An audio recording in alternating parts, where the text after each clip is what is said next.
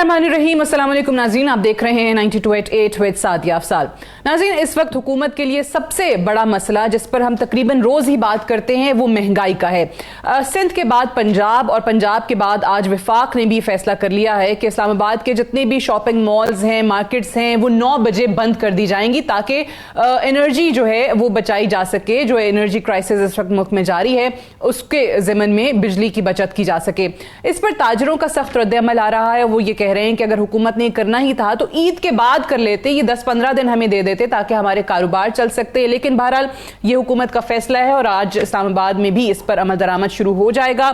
साथ ही साथ पाकिस्तान तहरीक इंसाफ का महंगाई के खिलाफ जो आज मुल्क गिर एहतजाज है वो भी जारी है। थोड़ी देर के बाद पाकिस्तान तहरीक इंसाफ के चेयरमैन और साबिक वज़ीर आज़म इमरान खान जो हैं तकरीबन 10 बजे का वक्त दिया जा रहा है कि वो तमाम कारकुनान से खिताब भी करेंगे इस हवाले से।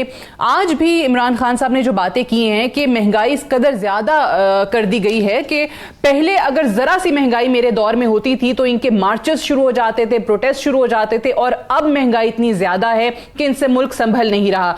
अगर कोई प्लानिंग नहीं थी, स्ट्रैटेजी नहीं थी, तो फिर रिजीम चेंज की जो साजिश की गई है इसका हिस्सा ये हुकूमत क्यों बनी? आज फिर से उन्होंने सवाल उठाया है और साथ ही साथ ये भी कहा कि DGISPR ये तय नहीं करेंगे कि साजिश नहीं हुई है।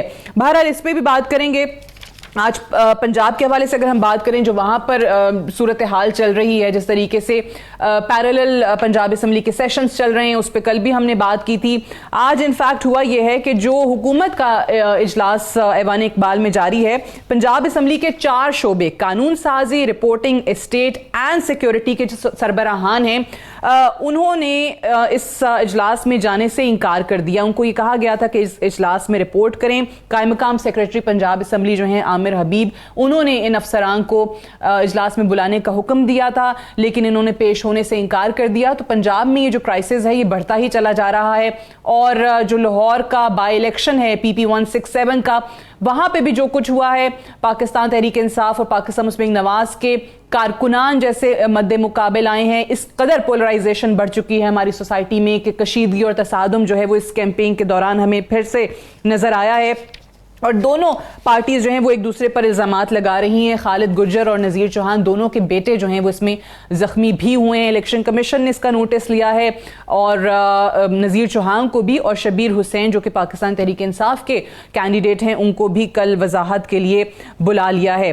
और तीसरी चीज़ जो आज हम प्रोग्राम में जिसका जिक्र करेंगे वो ये है कि प्रेसिडेंट आरिफ अलवी ने जो इलेक्शन तरामीम का बिल है उस पर दस्तखत से इनकार कर दिया है। वो ये भी कहते हैं कि मेरे इल्म में है कि अगर मैं दस्तखत नहीं भी करूंगा तो भी ये कानून बन जाएगा, लेकिन मैं अपना जो इस पे पॉइंट ऑफ व्यू है, जो अपना मौकफ है, वो जरूर कलम बंद कराना चाहता हूं। और उनकी नजर में इलेक्ट्रॉनिक वोटिंग मशीन खत्म करना और ओवरसीज पाकिस्तानीज को वोटिंग राइट ना देना, जिसके बारे में वो कहते हैं कि 1 दहाई से ज्यादा से जिद्दोजहद कर रहा हूं, इसलिए इस पर दस्तखत नहीं कर सकता।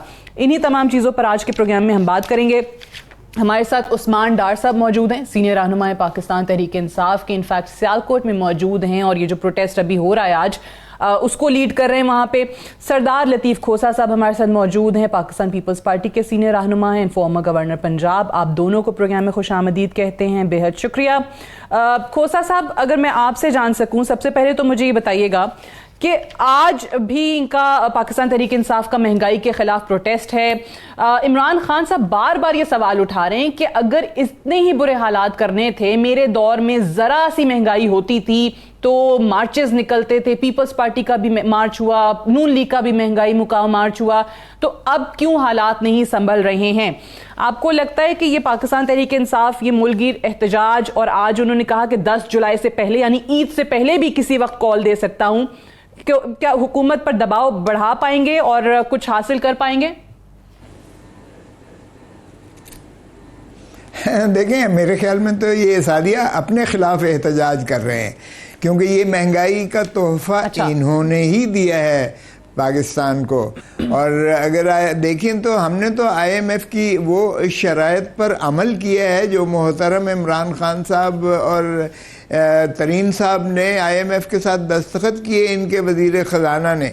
और ये ऐसे मुआहदे होते हैं जो हुकूमतें बदलने से रियासत की जिम्मेवारी ख़त्म नहीं हो जाती है, वो दूसरी हुकूमत पर लामहला ट्रांसफ़र हो जाती है।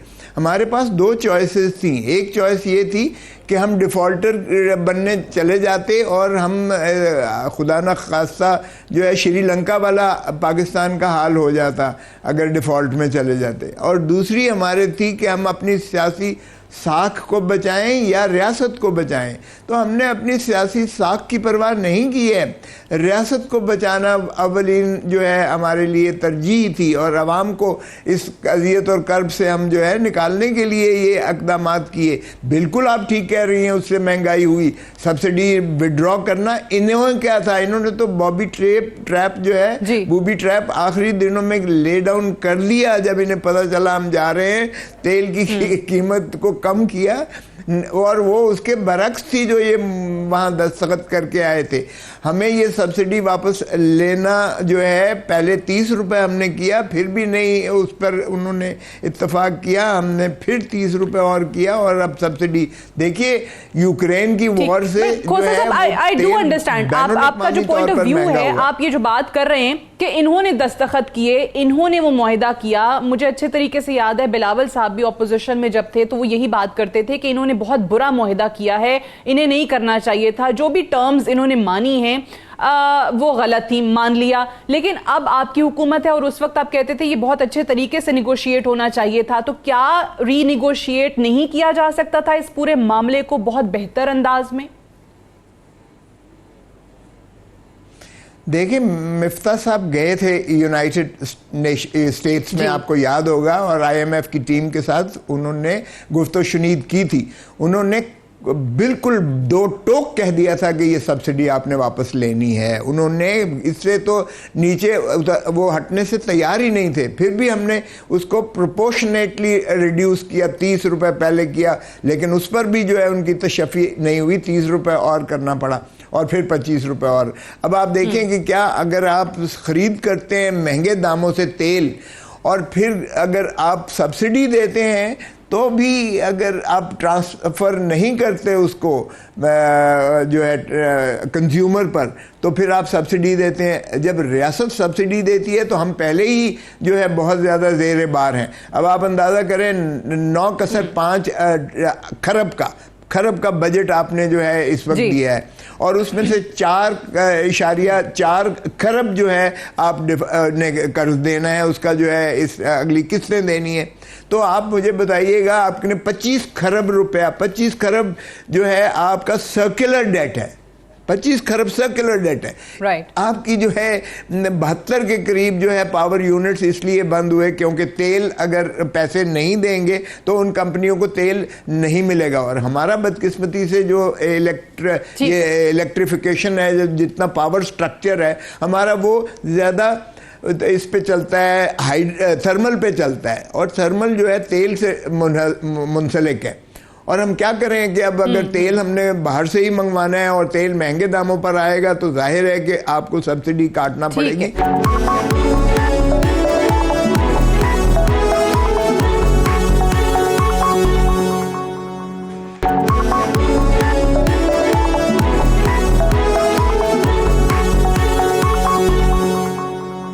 उस्मान डार साहब, खोसा साहब की आपने बात सुनी है। वो कहते हैं कि दरअसल आज का जो प्रोटेस्ट है पाकिस्तान तहरीक इंसाफ का महंगाई के खिलाफ, वो अपनी ही हुकूमत के खिलाफ प्रोटेस्ट है। देखिए सादिया, खोसा साहब हों या इस इम्पोर्टेड हुकूमत के जितने भी तर्जमान हैं, ये जो मर्जी के जी के इमरान खान IMF से मुआहदे कर गया था, आप अपना कैमरा आम अवाम में लेके जाएं। बुनियादी तौर पे ये इन अजीम पाकिस्तानियों से खौफजदा हैं जो आपके नाजरीन मुझे सुन रहे हैं। मैं खोसा साहब से पूछता हूँ कि अगर हम इतने ही नालायक थे, हम इतनी ही बुरी मुआशत चला रहे थे, तो बाबा छीनी क्यों हुकूमत? इमरान खान को ही करने देते। अगर ये कह रहे हैं कि इमरान खान ने IMF से मुआहदे किए पाकिस्तानियों, तो किन्होंने इनको कहा था कि आकर ये महंगाई का डोल अपने गले में डालो, बता दें किसके कहने पे साजिश की इन्होंने, किसके कहने पे इन्होंने तरीके एतमाद पेश की। इखलाकी जुर्रत का मुजाहरा करें, फिर उस शख्स का नाम लें जी कि ये शख्स था जो हमें जोड़ रहा था और कह रहा था कि इमरान खान की हुकूमत गिराओ। देखें, रिकॉर्ड का हिस्सा है, 3 साल से हमारी हुकूमत IMF के प्रोग्राम में थी। कोई 2 माह पहले IMF का प्रोग्राम नहीं साइन हुआ पाकिस्तानियों, कोई 6 माह पहले प्रोग्राम साइन नहीं हुआ सादिया, या 1 साल पहले। 3 साल से इमरान खान की हुकूमत IMF प्रोग्राम में थी, तो ये तबाही। फिर मैं सवाल उठाता हूं कि डॉलर ने डबल सेंचुरी इमरान खान के दौर में क्यों नहीं की? 210 रुपए का डॉलर इन्होंने कर दिया। 5,500 पॉइंट से जो पाकिस्तान का स्टॉक एक्सचेंज तबाह किया इन्होंने, वो क्या IMF के मुआहदे में लिखा हुआ था?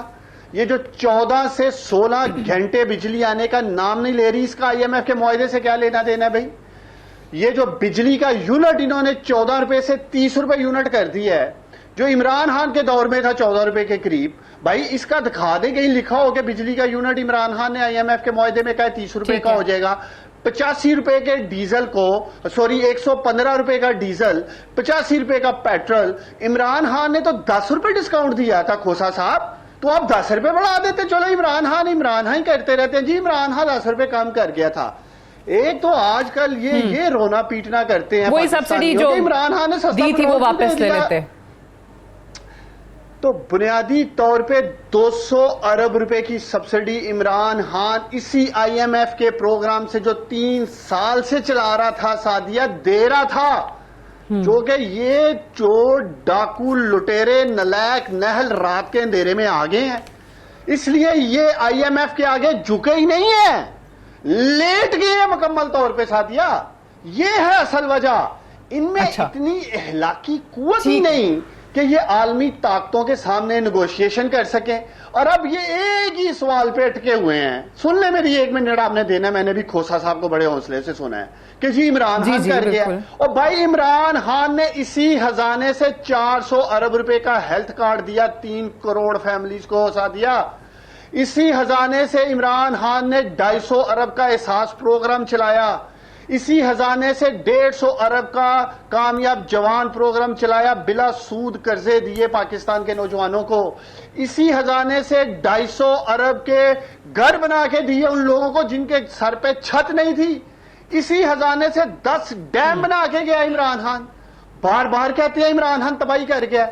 अगर इमरान खान तबाही कर गया, मेरा आखिरी सवाल है खोसा साहब से, तो बाबा फिर या आप झूठ बोल रहे हैं या आपका इकोनॉमिक सर्वे झूठ बोल रहा है। इन्होंने इकोनॉमिक सर्वे में तो वैसे खोसा साहब बहुत सारी चीजों का क्रेडिट मिफ्ता साहब ने पाकिस्तान तहरीक इंसाफ की गुज़श्ता हुकूमत को दे दिया, जिसमें मान लिया कि ग्रोथ हुई है। लेकिन एक सवाल जो डार साहब भी यहाँ पे कर रहे हैं और इमरान खान साहब मुसलसल उस दिन से कर रहे हैं जिस दिन से उनको वोट ऑफ नो कॉन्फिडेंस की कामयाबी के बाद हुकूमत से बाहर निकाला गया, वो ये कहते हैं कि जी अगर आप लोगों में इतनी सलाहियत नहीं थी तो फिर ये रजीम चेंज की साजिश क्यों की। और आज जो दूसरा सवाल बार बार कह रहे हैं कि भाई इसको इन्वेस्टिगेट कर लें, वो कभी साजिश और मुदाखलत के चक्कर में आजकल बड़े हम पड़े हुए हैं ना, इंटरप्रिटेशन क्या है, क्या मुदाखलत हुई कि साजिश हुई, तो वो कहते हैं DGI ISPR तय नहीं करेंगे कि साजिश हुई है या नहीं हुई है, इसको इन्वेस्टिगेट करें। सो ये मुझे याद है शहबाज शरीफ साहब वज़ीर आज़म बने तो उन्होंने कहा था कि वो इन्वेस्टिगेट करने को तैयार हैं। ये क्यों नहीं अभी तक इस पर कोई पेशरफ्त हो पा रही है?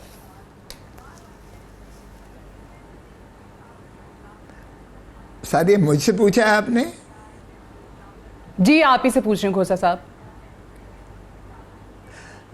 देखें, मुझे तो एक बात समझ नहीं आती है, साजिश करते हैं। हमारा तो ये 3 साल से हमने जब इनको कहा कि ये सिलेक्टेड हैं तो हमारा ये था कि हम आईनी तरीके से मोहतरम इमरान खान साहब को जो है घर भेजेंगे, क्योंकि ये इलेक्टोरेट की तर्जमान नहीं है, ये पाकिस्तान के अवाम के सही मुंतखब शुदा ना होने के नाता से ये अवाम की आवाज़ नहीं है। ये हमारे पहले दिन से जब हमने PDM बनाई थी उसमें भी हमारा यही मौक़िफ़ था। फिर कुछ हमारे दरमियान दरारें पड़ी और इस बिना पर पड़ी कि वो इस्तीफा इमीडिएटली दें, और हम नहीं उस चीज़ के कायल थे। हमने कहा नहीं, हम इनको नो कॉन्फिडेंस के ज़रिए हराएंगे। ये मुझे नहीं समझ आ रही कि साजिश की कौन सी रट लगाते हैं। हाँ, ऑपोजिशन ने बिल्कुल आपस में बैठकर ये तय किया, अगर इसको आप साजिश कहते हैं तो यकीनन इसको जो मर्जी कह लें, लेकिन ये हमने आईनी रास्ता अपनाया। क्या हमने इनके जो है एलाइज को बदरा किया, वो भी साजिश के जरिए? MQM इनको छोड़कर चली गई। क्या इनको जो है बलूचिस्तान अवामी पार्टी हमने जो है वो भी साजिश के जरिए आई और छोड़ गई? क्या असफंदियार वली साहब की भी जो है अमेरिका की साजिश के? आप ठीक कह रहे हैं कि वो इनके इत्तेहादी भी उधर चले गए, और नून लीग जो specially vote of no confidence के हक में नहीं थी इनिशियली, जब पाकिस्तान पीपल्स पार्टी की तरफ से प्रपोजल आया, वो भी इस चीज पे मान गए, क्योंकि हमें ये नैरेटिव अवाम को ये दिया गया कि इमरान खान साहब ने मुल्क की मईशत का सत्यानाश कर दिया है, बहुत बुरे हालात कर दिए हैं, और अगर ये नहीं गए इस नशिस्त से, अपने इक़्तिदार से बाहर नहीं हुए, तो फिर पता नहीं मुल्क को कहां ले जाके खड़ा कर देंगे। लेकिन जो खुर्रम दस्तगीर साहब ने पिछले दिनों एक इंकशाफ किया है, वो उन्होंने कहीं पे महंगाई का जिक्र नहीं किया, उन्होंने किसी और हालात का जिक्र नहीं किया कि किस वजह से इमरान खान को बाहर किया। वो ये कहते हैं कि हमें पता था that by the end of this year बहुत सारे ऑपोजिशन के लोगों पे केसेस बन जाने थे, करप्शन के, उनको जेलों में डाल देना था, और इमरान खान ने फिर अगले इलेक्शन में क्लीन स्वीप करना था, इसलिए हम लोगों ने उसको निकाला है। तो आपको लगता है कि आपके नैरेटिव को इससे धचका लगा है? देखिए, ये आप उनसे पूछिएगा जिस सियाक व सबाक में उन्होंने बात की। मैंने भी ये बात सुनी, लेकिन बात ये बिल्कुल भी इसका कोई ताल्लुक नहीं है मोहतरम इमरान खान को हटाने से। इमरान खान साहब की हुकूमत को उनके एलाइज ने हटाया है, उनकी पार्टी से किसी रिबेल ने वोट नहीं दिया है, और उनके एलाइज उनसे नाला हुए, और यही कंसेंसस हमारे दरमियान डेवलप हुआ। और इंशाल्लाह आप खातिर जमा रखें उस्मान डार साहब, हम ये जो सख्त इक़दामात किए हैं, हमें तकलीफ़ है, दुख है इस चीज़ का, और उस तकलीफ़ से हमने, अज़ियत से, कर्ब से हमने भी ये स्टेप लिया है, कड़वा घूंट खाया है। ये बिल्कुल खातिर जमा रखें। इंशाअल्लाह हम पूरी म्याद टेन्योर अपनी पूरी करेंगे, और इस दौरान में इस साल के एंड तक ही आपको दिखाएंगे कि किस तरह से हम ईज आउट करते हैं पाकिस्तान के मामलात को। IMF की ट्रांचें भी मिलेगी इंशाअल्लाह, हमारा जो है फाटक से भी पाकिस्तान निकलेगा इंशाअल्लाह, और आप देखेंगे कि पाकिस्तान की साख बनेगी। हम इन्हें भी दावत देते हैं। आप कह रहे हैं कि इस साल के आखिर में खुदारा आए पार्लियामेंट में बैठे आपस में, लेकिन हमारे साथ मिसाक जमहूरियत। ठीक है, ये वेरी इंटरेस्टिंग पॉइंट, ये बार बार कह रहे हैं। आज भी नून लीग के लोग भी ये बात कर रहे थे जो खोसा साहब ने किया कि जी आए हमारे साथ पार्लियामान में बैठे, और डार साहब को वो कह रहे हैं कि जी खातिर जमा रखें, हालात हम बेहतर कर देंगे। एक ब्रेक लेने दें, ब्रेक से वापस आएंगे तो डार साहब से इसका जवाब right after this short break. Stay tuned.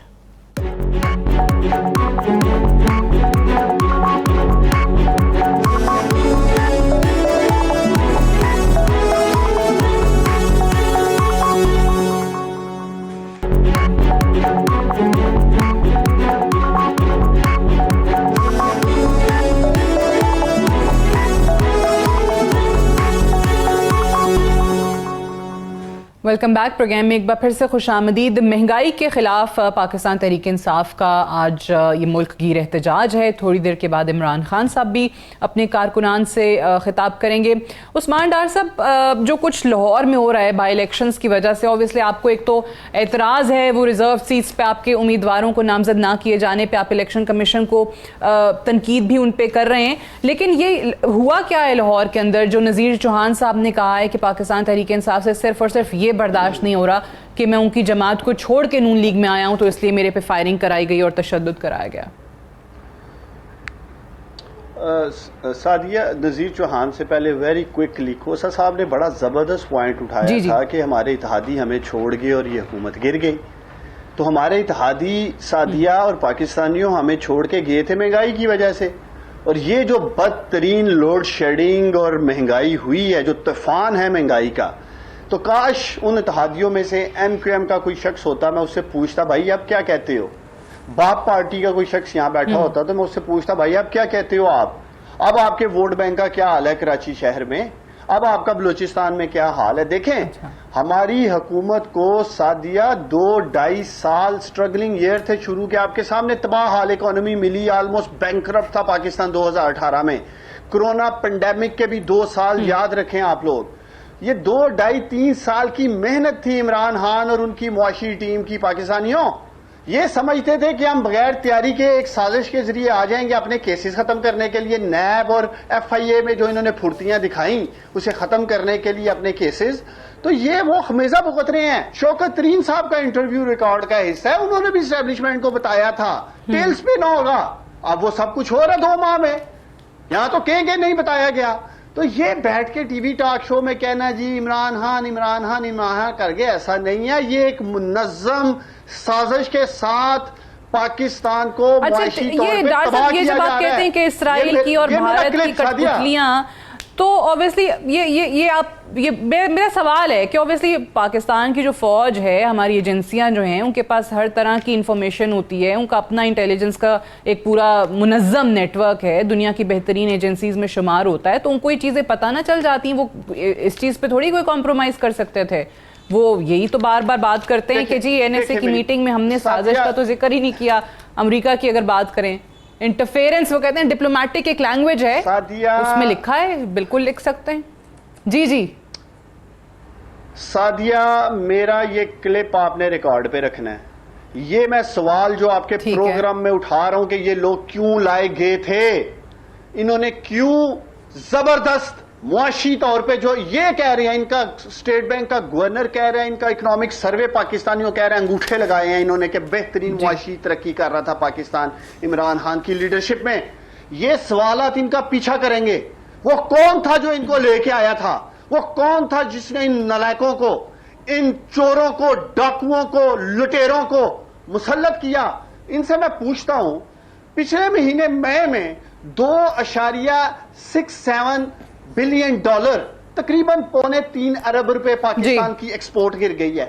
क्या यह भी IMF का हिस्सा था? $2.25 बिलियन से फॉरेन रिमिटेंस गिर गई है। क्या वो भी इमरान खान के IMF में लिखा हुआ था? चूंकि ये नलायक हैं, इनके दौरे हुकूमत में हमेशा एक्सपोर्ट गिरी है, फॉरेन रिमिटेंस गिरी है, लोगों पे इन पे एतमाद नहीं है, क्योंकि ये कमीशन खाने वाले लोग हैं। अच्छा, इसमें ऑब्वियसली इक़्तिदार में एक मौका जो हम सवाल करते हैं पीपल्स पार्टी से भी, नून लीग से भी, कि आपके मुताबिक ये पाकिस्तान तहरीक इंसाफ की परफॉर्मेंस बहुत बुरी थी, तो चलने देते, एक्सपोज हो जाते, अवाम इनको खुद ही वोट आउट कर देते। तो इसी तरीके से आप नहीं समझते कि ठीक है, ये नहीं करवा रहे, फौरी तौर पे इलेक्शंस में नहीं जा रहे, तो इन्हीं का नुकसान है, ये खुद एक्सपोज हो जाएंगे अपनी बुरी परफॉर्मेंस की वजह से? नहीं, लेकिन एक तरफ हम ये भी चाहते हैं कि पाकिस्तानियों तक सच पहुंचे। सच इनके जो वजीर हैं पानी बिजली के, ये खुरम दस्तगीर, उनके दिल से निकल आया सच। उन्होंने बोला, क्योंकि अक्टूबर में आर्मी चीफ की तब्दीली थी, उस बड़ी तब्दीली के साथ जुड़ा था ये सारा प्लान, क्योंकि 100 जजेस आने थे नए। उन जजेस ने आके मेरिट पे इनके फैसले करने थे और इनको सजाएं होनी थी। चोरा चकारी जो इस मुल्क में ये कर रहे थे, नहल होना था इन्होंने। इसलिए हम सब चक्के चोर डाकू लुटेरे नहल नलायक मिल गए और हमने इमरान खान को फारग किया, क्योंकि बचना चाहते थे। और पंजाब वाली बात मेरी रहेगी, लेकिन चले मुझे खोसा साहब से पूछने दें, खोलने वाली बात करना चाह रहे हैं किसी बात को जो डार साहब ने की है, या फिर ये जरा पंजाब पे चले जाते हैं कि वहां जो कुछ हो रहा है लाहौर के बाई इलेक्शन पे, उस पर भी जरा तबसरा फरमा दें। और ओवरऑल जो पंजाब में कॉन्स्टिट्यूशनल मेस हमें नजर आ रहा है, 2 इजलास चल रहे हैं, गवर्नर का इंतखाब मुतनाज़ा, CM का इलेक्शन मुतनाज़ा हो गया है, अब बजट जिस तरीके से पेश किया गया, बजट पे जैसे डिबेट हो रही है, एक ऐवान इकबाल में चल रहा है, एक पंजाब असम्बली के अंदर चल रहा है। पंजाब असम्बली का अपना स्टाफ जो है, 4 शोबों के सरबराहान जो है, वो ऐवान इकबाल हुकूमती इजलास में जाने से इनकार कर देते हैं कि जी रूल्स के खिलाफ है। सादिया, एक बात तो ये है कि मुझे किसी का फतवा नहीं चाहिए कि मैं मुहिब्बे वतन पाकिस्तानी हूँ। मुझे और हमारी सारी जमातें जो हैं, वो उनको जो कुछ ये इन्होंने माशाअल्लाह शुभ ख्यालात का इजहार किया, मुझे नदामत भी हो रही है, शर्म भी आ रही है कि एक नेशनल टीवी नेटवर्क पर एक बड़ी पार्टी के एक बड़े कायद बैठ के इस तरह की बातें कर रहे हैं। और अगर सारा इसका निचोड़ निकाल लें तो उन्होंने कोई फतवा नहीं छोड़ा जो ऑपोजिशन के खाते में न दिया हो। मुझे शर्म आ रही है, इस टॉक से भी शर्म आ रही है। खुदारा ऐसे प्रोग्राम ना नशर किया करें तो बेहतर है। इसलिए ये कि चोर डाकू वगैरह वगैरह सारा कुछ जो कुछ इन्होंने गद्दारी तक इन्होंने कह दिया कि हम सारे गद्दार हैं, सारे चोर हैं, सारे लुटेरे हैं, सारे डाकू हैं, तो फिर हम क्या कौम को दर्स दे रहे हैं और क्या हम बता रहे हैं कि हम नेशनल टीवी नेटवर्क पर बैठकर हम शाइस्तगी से एक दूसरे पर जो है तनकीद उनकी नहीं कर सकते और उनकी जो है जब दलील ख़त्म हो जाती है ना तो फिर गाली गलूच शुरू कर देते हैं। और ये आजकल पीटीआई का वतीरा निकल आया है। मैं हैरान होता हूँ, इनके अच्छे भले मुहज़्ज़ब थे मेरे भाई जो अभी बात कर रहे हैं, बरखुरदार हैं, छोटे हैं, सब कुछ है, लेकिन खुदारा शाइस्तगी के दामन को कभी ना छोड़िएगा। मैं कहता हूँ कौम की तरबियत के मेमार हैं आप लोग, हम लोग, और हमने अगर इस किस्म की गुफ्तगू करनी है ना तो फिर खुदारा नेशनल नेटवर्क पर इसे वॉश आउट कर दें, स्क्रीन आउट कर दें। मुझे कम अज़ कम ऐसे प्रोग्राम में ना मदऊ किया करें जहाँ इस किस्म की गुफ्तगू होनी हो। बाकी आपके सवालात का मैं जवाब देता हूँ। देखिए, ये पाकिस्तान की तबाही का दहाने पर लाकर खड़ा कर दिया है। ना तो ये असेंबली को चलने दे रहे हैं, और डाइकोटमी देखिएगा कि चोर डाकुओं के साथ हमने नहीं बैठना, कौमी असेंबली में हमने इस्तीफे दे दिए इन्होंने। बाई इलेक्शन इन्होंने लड़ने हैं, सारे इलेक्शन लड़ने हैं। ओ भाई, पंजाब असेंबली में भी इन्होंने जो है बैठे हुए हैं चोर डाकुओं के साथ, सेनेट में भी चोर डाकुओं के साथ बैठे हुए हैं, बाकी जगह पर भी। और अगर आपको इतना ही शौक है इलेक्शंस करवाने का, जो आप बार बार कहते हैं, तो केपीके की इलेक्शंस तो आप उसको जरा डिसॉल्व कर दें, केपीके के इलेक्शन में चले जाएं, पता चल जाएगा दूध का दूध पानी का पानी, आप कितने हरदिल अजीज हैं और आपकी जो है सबका पॉलिसीज जो है वो कितनी आपको जो है परवाज देती हैं कि आप 2/3 क्या 100% केपीके से लेके, वो तो आपकी अपनी हुकूमत है। आपके एक चीफ मिनिस्टर की एक एडवाइस से जो है वो जो है असेंबली डिसॉल्व हो जाती है और री इलेक्शन का वहां हो जाएगा। शुरुआत कीजिए, बिस्मिल्लाह कीजिएगा। फिर आप कहते हैं इलेक्शन कमीशन भी नामंजूर, वो भी डाकू हैं, चोर हैं, वो चोरों के साथ मिले हुए हैं।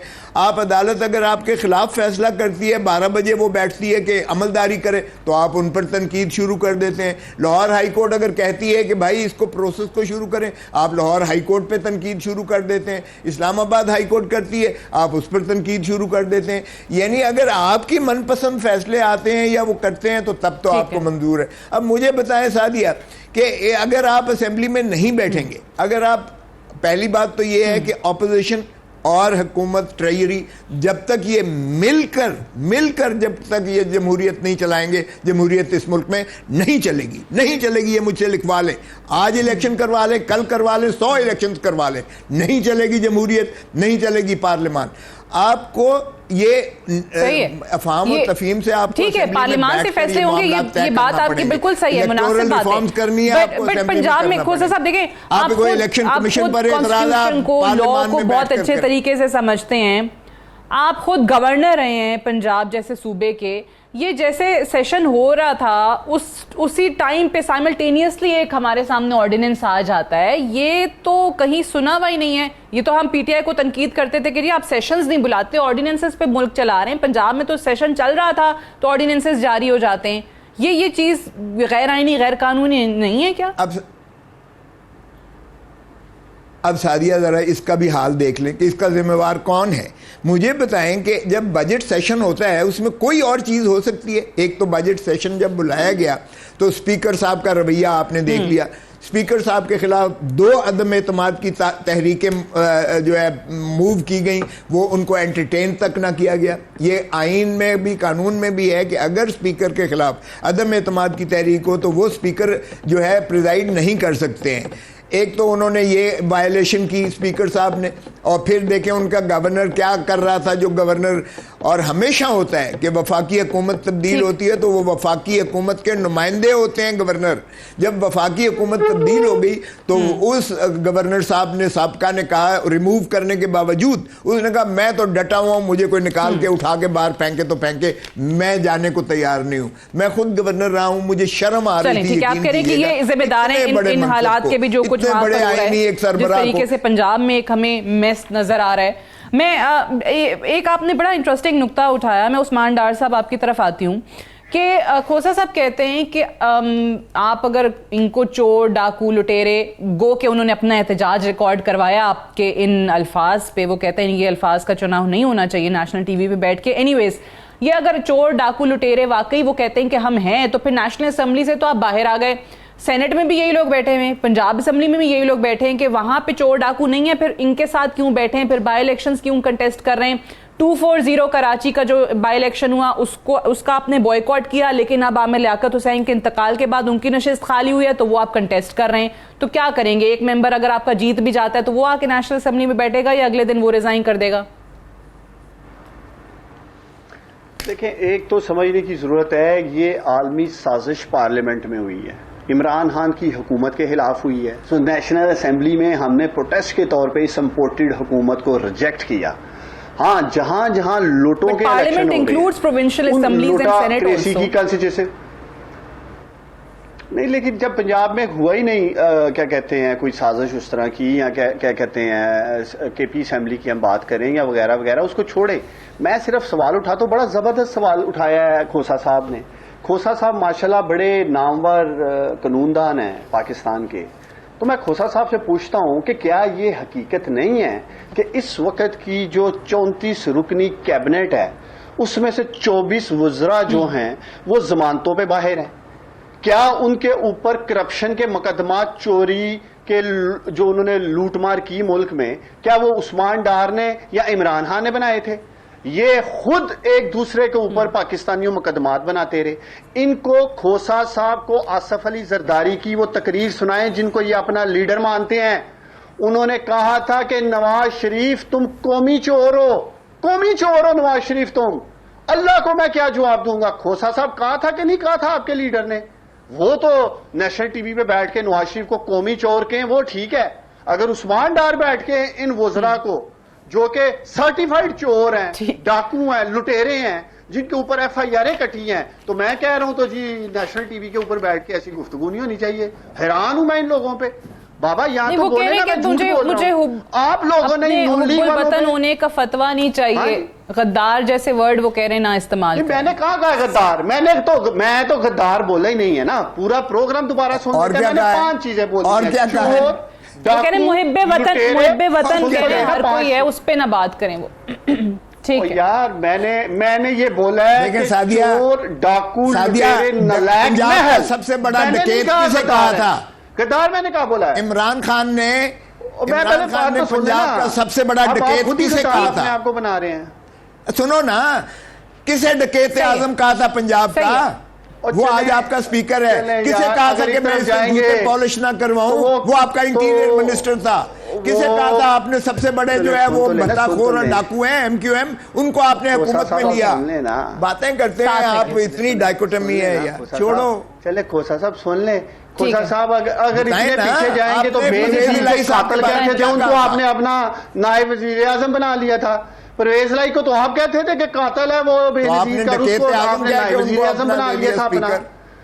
और मैंने कहा पीछे जाएंगे तो खोसा साहब आपकी तारीफ तो फिर ऐसी है ना, ऑन रिकॉर्ड है, तो कोई छोड़ दें। लेकिन फिर वो हरीफ जो है हलीफ बन जाते हैं, हलीफ जो है वो हरीफ, ये होता है।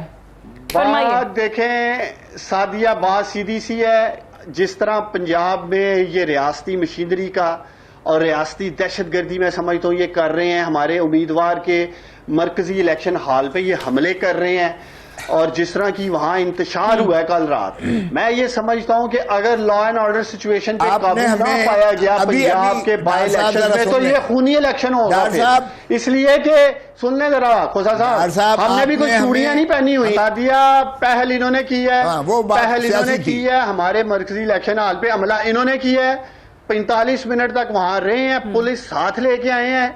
लिहाजा पंजाब का जो IG है, मैं उसको पैगाम देना चाहता हूं आपके प्रोग्राम से, खुदारा लॉ एंड ऑर्डर को मेंटेन करें पंजाब के बाई इलेक्शंस में। हमने चूड़ियां नहीं पहनी हुई, मैं बार बार कह रहा हूं। अगर हमारी तरफ आएंगे रिटेलिएशन होगी, रद्द अमल होगा, फिर जो भी नतीजा निकलेगा पाकिस्तानियों उसकी जिम्मेदारी है, पंजाब इंतजामिया होगी, पंजाब का IG होगा, जहां जहां भी हो रहे हैं DPO होंगे उन अजला के। इसलिए कि इनका काम है मेक श्योर करना कि हालात कंट्रोल में रहे। पुलिस का काम यह नहीं कि हुकूमती उम्मीदवार के साथ मुखालिफ के डेरों पे आके उनके इलेक्शन हॉल्स पे आके हमला करवाए। तो ये सारा कैमरे की आंख दिखाएगी, जैसे कल रात दिखाया है किस तरह उन्होंने शबीर गुजर के आके कैंप पे हमला किया। मुझे एक ब्रेक लेने दीजिए, मैं एक ब्रेक ले लूं, ब्रेक से वापस आते हैं, ब्रेक से वापस आके डिस्कशन को यहीं से आगे बढ़ाएंगे। Stay tuned.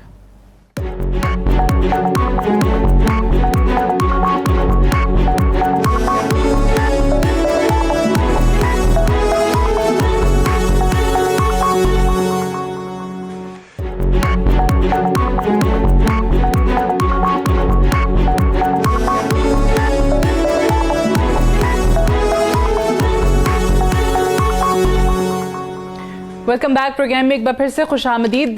President Arif Alvi कहते हैं कि जी इलेक्शन तरमीमी बिल जो है उस पर वो दस्तखत नहीं कर सकते, आज उन्होंने साइन नहीं किए। उन्होंने कहा कि उन्हें इस बात का भी इदराक है कि उनके दस्तखत के बगैर ही ये कानून बन जाएगा और दस्तूर में शामिल हो जाएगा, लेकिन एक दहाई से ज़्यादा इस पर जद्दोजहद की है इलेक्ट्रॉनिक वोटिंग मशीन्स के इस्तेमाल के लिए, टेक्नोलॉजी के इस्तेमाल के लिए, या फिर ओवरसीज पाकिस्तानीज को वोटिंग राइट दिलाने के लिए। तो खोसा साहब, इस पे जो उन्होंने आज बातें की हैं और कहा कि मैं अपने दलाइल को, अपने ख्यालात को कलमबंद करना चाहता हूं ताकि ऑन रिकॉर्ड ये चीज़ें रहें, ये किस तरीके से फिर आखिर हम शफाफ इलेक्शंस की तरफ जा पाएंगे? जब भी होते हैं आप कहते हैं अगले साल होंगे, आईनी मुद्दत पूरी करके करवाएंगे, लेकिन उनको भी एतराज़ है, आपको भी एतराज़ है। आप कहते हैं कि जी वो पार्लियामान में आए, इमरान खान साहब किसी सूरत पार्लियामान में नहीं आना चाहते, आप लोगों से बात नहीं करना चाहते, तो फिर कैसे ऐसे इंतखाबात इस मुल्क में हो पाएंगे जो ट्रांसपेरेंट हों और सबको रिजल्ट्स उसके काबिल कबूल भी हों? देखें सादिया, एक बात तो ये है कि जिस तरह गवर्नर पंजाब, इनके गवर्नर पंजाब ने जिस तरह उस ओहदे को जिल्लत और रुसवाई में धकेला, मैं अपने आप को साहब का गवर्नर कहते हुए भी मुझे शर्म आती है। इसी तरह सदर पाकिस्तान मोहतरम आरिफ अलवी साहब ने भी अपने इतने बड़े मनसब को उसी तरह ही बिल्कुल एक कारकुन बना दिया एक सियासी जमात का। हालांकि जब गवर्नर बनता है और जब सदर बनता है तो वो किसी सियासी उसमें नहीं हिस्सा ले सकता, और ये सुप्रीम कोर्ट का फैसला भी था, हाई कोर्ट का फैसला भी था। हमारे ही खिलाफ आए थे कि आप सियासत में नहीं रह सकते, क्योंकि सदर पाकिस्तान का मनसब जो होता है वो रियासत के सरबराह का होता है और वो सारे पाकिस्तानियों का होता है। वो वफाक की जो है तर्जमानी का जो है मजहर होता है, और वफाक का मतलब है काबीना और वजीर आज़म, और काबीना और वजीर आज़म का सदर पाकिस्तान पाबंद होता है। ये आइन में भी लिखा हुआ है, उनकी एडवाइस का पाबंद होता है। तो उनको पीटीआई के एक कारकुन की हैसियत से वहाँ जो है इस मनसब पर इस तरह से जो है अमल करने का, मैं समझता हूँ उस मनसब को उन्होंने रुसवा करके रख दिया है, उन्होंने छोटा करके रख दिया है रुसवा को। अरे भाई, जब तुम खुद कहते हो कि असेंबली से पास हुआ एक्ट है, जॉइंट सेशन में हुआ है और काबीना ने मंजूर करके आपको भेजा है, तो फिर आप अपने आप को क्यों खराब कर रहे हैं? वो आज कह रहे थे कि मेरे लिए बड़ी तकलीफ बात है कि जॉइंट सेशन से मंजूर हुई एक चीज पे मैं साइन नहीं कर रहा। सुन ले, तकलीफ नहीं, उसको सदर को कोई हक नहीं है, ये कहने का भी सदर को हक नहीं है, मैं आपको अर्ज करता हूं। और दूसरी बात देखें, जहां तक ताल्लुक है कोई इलेक्शंस का, पीटीआई जिस तरह इस वक्त उनका रवैया है, माफ कीजिएगा, ये वही रवैया है जो बच्चा कहता है कि ना मैं खेडांगा ना मैं खेडन देंगा। इन्होंने ना मुल्क को चलने देना है, ना जमहूरियत को चलने देना है। अगर इनका यही वतीरा, यही रवैया रहा कि हमें ये एजेंट कहें, ये यहूदी एजेंट है, ये हिंदुस्तानी एजेंट है, ये अमेरिकन एजेंट है, उनके कहने पर हमने जो है इस मुल्क में इमरान खान के खिलाफ साजिश की है, तो इसका तो मैं समझता हूँ ये लाइलाज है। और फिर अगर ये इलेक्शन कमीशन को भी नहीं मानते तो किस तरह इलेक्शन, किसके तहत इलेक्शन करवाएं? क्या फरिश्ते आगे इलेक्शन करवाएंगे?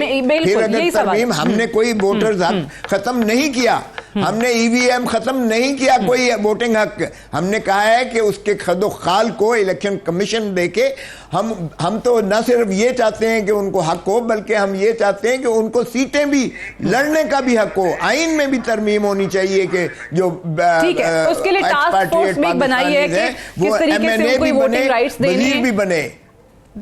सही है। ये उस्मान डार साहब, देखिए इलेक्शन कमीशन पे आपको एतराजात हैं, हालांकि ये चीफ इलेक्शन कमिश्नर आपका लगाया हुआ था। शेख रशीद ने इनकी तारीफी कलमात से भरे खतूत लिखे थे वजीर आजम साहब को। अब इमरान खान साहब कहते हैं कि ऑब्वियसली उनको कहा गया था कि इसको लगा दिया जाए, लेकिन बहरहाल ये बिसाइड्स द पॉइंट। अब जो मसला है अब ये है कि जी आपने ट्रांसपेरेंट इलेक्शंस करवाने, जो आपकी तरमीम थी उनको तब्दील कर दिया गया क्योंकि उनको एतराज़ है कि आपके हक में रिगिंग होती, उससे आपको इनकी तरमीम से एतराज़ है। तो जो खोसा साहब कह रहे हैं, जो बार बार आपको वज़ीर आज़म साहब कह रहे हैं कि जी आ जाएं, मैं बात करने को तैयार हूं, बैठते हैं, बैठ के कोई हल निकालते हैं, कोई सोल्यूशन निकालते हैं। सो आने वाले इंतखाबात भी तो आपको गारंटीड फ्री एंड फेयर चाहिए ना, तो उसके लिए कोई तो रास्ता होगा। देखें साथिया, ये मौजूदा चीफ इलेक्शन कमिश्नर और जितना ये सेटअप है इलेक्शन कमीशन का, ये नालायक हैं, ये नाअहल हैं। पाकिस्तान के 2 NA के इलेक्शन, सेम सिचुएशन, एक डस्के का इलेक्शन हुआ और एक NA 240 कराची। डस्के में भी फायरिंग हुई और लड़ाई झगड़ा हुआ और कहा गया जी कि हालांकि डस्के में 30% से ज्यादा टर्नआउट था, तो जी वो दोबारा इलेक्शन का हुक्म दे दिया इसी इलेक्शन चीफ इलेक्शन कमिश्नर ने। अब कराची में बंदा शहीद हो गया, गोलियां चली हैं सारा दिन, दंगा फसाद आपने देखा, इवन बैलेट पेपर तक फाड़ दिए गए और टर्नआउट क्या रहा है वोटर का 8%। तो क्या वहां जो इमरान खान ने मुतालबा किया है दोबारा इलेक्शन होना चाहिए, ये लड़ाई है इमरान खान के साथ इन लोगों की। मैं फिर इन्हें चोर डाकू लुटेरा कहूंगा तो कहेंगे जी हमें चोर डाकू लुटेरा क्यों कह रही है, और बाबा फिर नैब का कानून चेंज क्यों किया है, 1200 अरब का खजाने को टीका क्यों लगाया इन्होंने, 480 अरब रुपए की हमारे दौर में नैब ने कलेक्शन किया है। बिल्कुल ठीक है, बट मेरी बात सुनिए, मैं बार बार यही कह रही हूं कि कोई आपकी बात भी सही है, वो जो कहते हैं उनका मौकफ भी सामने आ गया, लेकिन आप लोग जब तक बैठेंगे नहीं किसी चीज पर, आप लोगों का इत्तेफाक नहीं होगा, तो 2022 में आपके कहने पे इसी साल इलेक्शंस हो जाएं या फिर अगले साल इलेक्शन हो 23 में, फिर यही मामला होगा। फिर जो जमात हारेगी फिर वो सड़कों पे होगी, वो कहेगी धांधली हुई है। तो इस तरीके से कोई हुकूमत नहीं चल सकेगी। फिर सड़कों पे जो जमात होगी वो कहेगी कि जी घर जाएं, धांधली हो गई है। और फिर जब सियासी इंस्टेबिलिटी मुल्क में होती है तो इकोनॉमिक स्टेबिलिटी कैसे आ सकती है? तो कहीं कोई तो बैठ के बात करेगा, कोई तो हल निकालेगा। खोसा साहब, आपकी नजर में हल क्या है अगर वो नहीं बैठते? जी डार साहब कह रहे हैं आपके बैठ जाएंगे, फरमाइए पहले जुमला आप कुछ कहना चाह रहे हैं। उस्मान डार साहब बैठेंगे? सादिया मुझे बहुत, मैं ये कह रहा हूं कि इनके साथ नए इलेक्शन पे बैठने को तैयार हैं, ये इन्होंने नए इलेक्शन पे बात करने के लिए तैयार हैं। मैं कह रहा हूं खोसा साहब वो कहते हैं नए इलेक्शंस का ऐलान कर दें, नए इलेक्शंस पे बात करने को तैयार हैं। फरमाइए। सुन ले जरा, सुन ले। हमारे लिए क्या इलेक्शन, इस मसाइल का इस वक्त जो गंभीर हालात हैं मुल्क में, क्या इलेक्शन इसका हल है? क्या आप मुतहम्मिल हैं कि इतने ज़्यादा अखराजात इस इलेक्शन पर करवाएं और वो भी बग़ैर सेंसस करवाए, बग़ैर मर्दमशुमारी के, जो इन्होंने MQM के साथ भी वादा किया था और पिछला अबूरी तरमीम के ज़रिए जिस पर इलेक्शन हुआ था 2018 का, आपको पता है अबूरी तौर पर आइन में तरमीम की गई थी उस सेंसस जो अनकन्फर्म्ड सेंसस था और वादा था उसका। अब ये सेंसस करवाएं, बिल्कुल हम तैयार हैं सेंसस पे, बिल्कुल हम तैयार हैं इस्लाहात कराने पर। साहब, उस्मान डार साहब ज्वाइन करने के लिए। That's all for tonight. इजाजत दीजिए, खुदा हाफिज।